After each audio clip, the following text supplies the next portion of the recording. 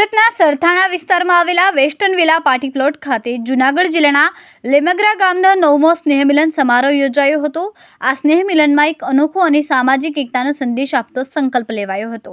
જાતિપાતિના વાડા તોડીને ઉચ્ચ નીચના ભેદભાવથી ઉપર ઉઠીને ગામના દરેક સમાજને સન્માન આપવાનો સંકલ્પ કરવામાં આવ્યો હતો।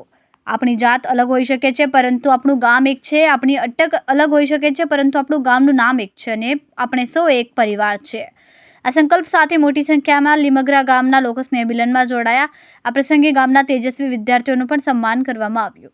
શિક્ષણ પ્રત્યે બાળકોમાં વધુ ઉત્સાહ વધે અને તેઓ સારું પરિણામ મેળવવા પ્રેરાય તે માટે પ્રવીણભાઈ ભાલાળા અને લલિતભાઈ હપાણી દ્વારા ધોરણ 10 અને 12માં પ્રથમ, દ્વિતીય અને તૃતીય ક્રમાંક મેળવનાર વિદ્યાર્થીઓને કુલ 36,000 રૂપિયા રોકડ પુરસ્કારથી સન્માનિત કરાયા। આ પ્રોત્સાહનના પરિણામે વિદ્યાર્થીઓમાં પણ નવી ઉર્જા જોવા મળી। અગાઉ 60 થી 70% ગુણ મેળવનારા અનેક બાળકોએ આ વર્ષે મહેનત કરીને 80 થી 90% કે તેથી વધુ ગુણ મેળવીને શૈક્ષણિક પ્રગતિ કરી।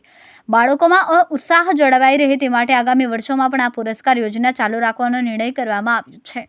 સમસ્ત લીમગ્રા ગામના પ્રમુખ પ્રવીણભાઈ ભાલાળાએ સ્વચ્છતાનો સંદેશ આપતા કહ્યું કે જન્મભૂમિની સાથે કર્મભૂમિ પણ આપણી જવાબદારી છે। સ્વચ્છતા માત્ર સફાઈ કામદારોની જવાબદારી નથી પરંતુ દરેક નાગરિકની ફરજ છે।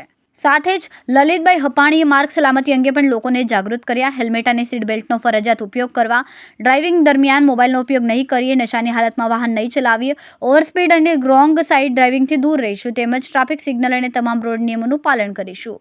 આમ લીમગ્રા ગામના 9મા સ્નેહમિલનમાં માત્ર સ્નેહ અને એકતાનો સંદેશ નહીં પરંતુ શિક્ષણ, સ્વચ્છતા અને ટ્રાફિક સલામતી જેવા સામાજિક મુદ્દાઓ અંગે પણ જાગૃતિ ફેલાવવામાં આવી।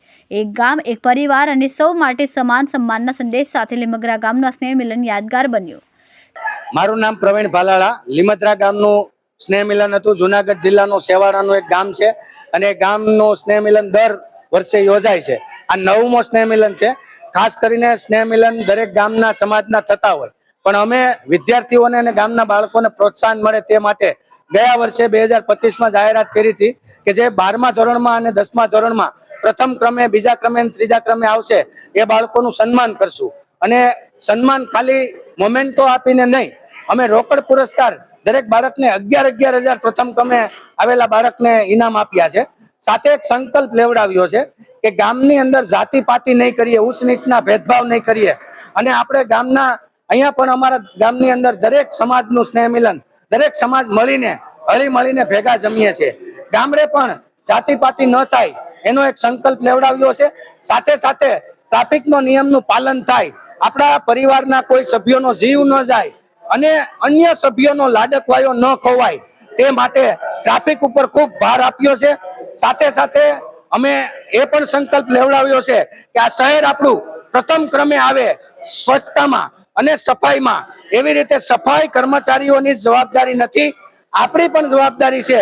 એના માટે સંકલ્પ લીધો, એઠવાડનો બગાડ નહીં કરીએ, જમવાનો બગાડ નહીં કરીએ, રોડ પર થૂકીને ગંદુ ગોબરું નહીં કરીએ, દિવાલ નહીં બગાડીએ અને કચરો ગાડીમાંથી રોડ પર નહીં ફેંકીએ। એવા સંકલ્પ સાથે અમારો આ 9મો સ્નેહમિલન આજે યોજાયો અને વિદ્યાર્થીઓનું સન્માન કરીને જે આવેલા મહેમાનો હતા એમને વિદ્યાર્થીઓને ખૂબ પ્રોત્સાહિત કર્યા હતા। કેમેરામેન હર્ષદ પાટીલ સાથે સુનિલ પાટીલ, સમય મીડિયા ન્યૂઝ, સુરત।